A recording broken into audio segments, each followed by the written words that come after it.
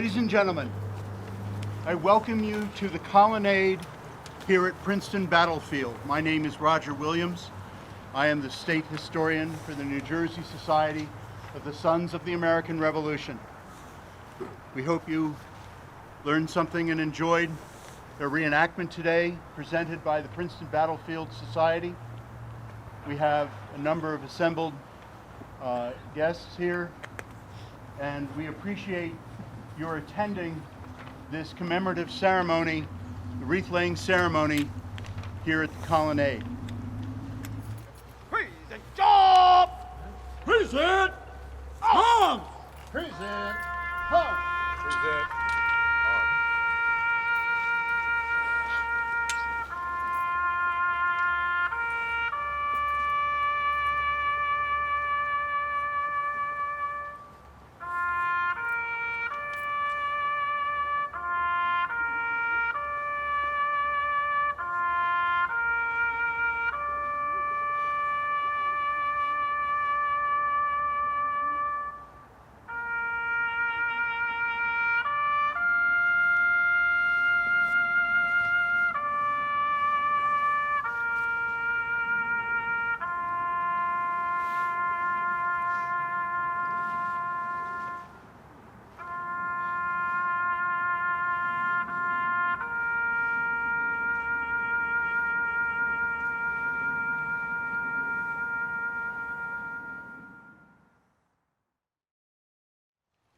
What you've seen here is more than entertainment.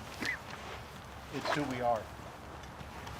I encourage all of you who live close by or live anywhere to be sure to join the Princeton Battlefield Society, Washington Crossing Historic Park, the Friends of Washington Crossing Historic Park in Pennsylvania, the Friends of Washington Crossing Park Association in New Jersey, the Old Barracks Museum in Trenton. And wherever you live, support your historic sites because, again, it's who we are. I want to thank you all for coming today, and we very much hope that you all have a wonderful 2003. We will see you back here again in 2024.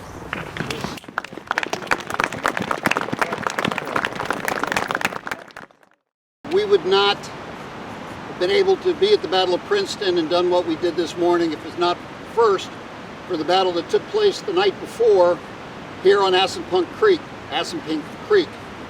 The Second Battle of Trenton, as many refer to it, was General Washington's second crossing of the Delaware.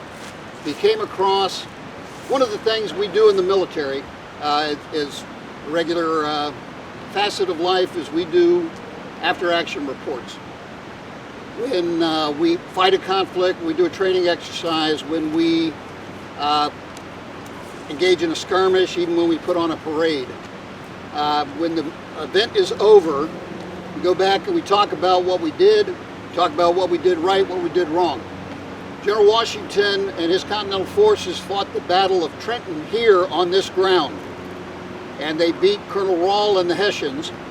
The battle kind of culminated down here at Assunpink Creek. What Washington and his Council of War did at the end of the Battle of Trenton was they had their own little internal after-action review. They sat down and talked about what they'd done well, what they did poorly, how they would have defended this ground if they were the defending force.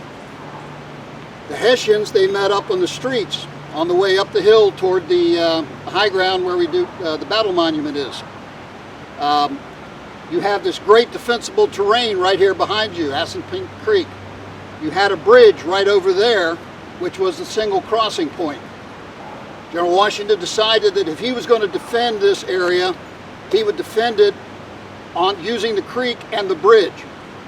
So that's what he did. When they crossed back over, they occupied the high ground on the back side. They fortified the line. They were holding the creek or the bridge. And when Cornwallis came down, he was delayed in his march all the way down from Trenton to here. by Colonel Hand and his riflemen and others that delayed them, disassembled bridges, conducted little ambushes, forced the British out into line, and then they would retreat, go to the next natural terrain feature, set up another ambush. They bought time for Washington and his defense. So Cornwallis and his forces arrive, they see the line, they see the bridge, they assault. And they assaulted and were repulsed 3 times. And after the fight, they sat back and they said, okay, they call up to Princeton to Lieutenant Colonel Mahood and his guys at Princeton, tell them to come down in the morning. And General Cornwallis, Lord Cornwallis, is quoted as saying, in the morning we'll cross and bag the fox. So General Washington did not wait to be bagged. They stoked the fires, they made a lot of noise, they had the engineers go out there and clang their tools and stuff to convince the British on the other side that they were fortifying the line, and they stole a march. They pulled out, they had local advisors, they crossed to the south, they moved across and up the old Sawmill Road that we talked about this morning, and they made the attack at Princeton. So that fight we talked about this morning. That's the significance of this piece of ground, of Assunpink Creek, the bridge that used to be there, and sort of the brilliance of George Washington and the way that good military leaders constantly learn and evolve as they fight. So that's all I got for you today. Thank you.